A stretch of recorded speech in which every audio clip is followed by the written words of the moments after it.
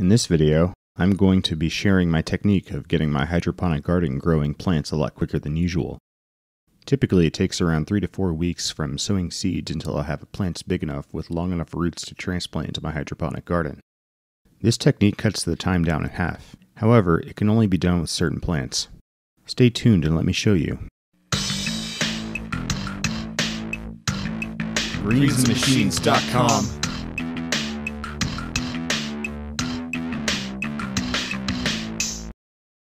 So how do you cut the time down it takes to get basil growing in your garden? Well, you take cuttings from existing plants. These existing plants can be the ones you've grown or store-bought plants.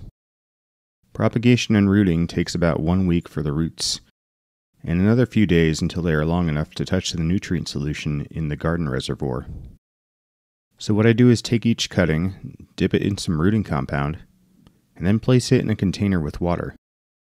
But I've streamlined this with my net cups in a creative way. These juice concentrate cans are the perfect size to individually have each basil cutting grow longer roots in a net pot. What I do is cut the lid off the can so a 2-inch net cup can sit perfectly in it. The other nice thing about using cuttings is you don't need to use rock wool to support the plant. River pebbles are sufficient once the roots have formed. This keeps the plant in the net cup in position whenever it goes outside. Otherwise the wind can and will do its thing. Then eventually, once the new plants are ready, the basil can be transplanted into the hydroponic garden.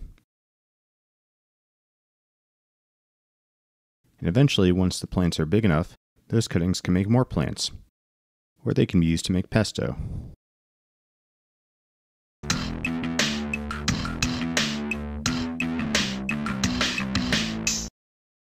Be sure to subscribe for more hydroponic gardening tips and tricks. Hit the like button if you like this video, and be sure to check out another one of our guides.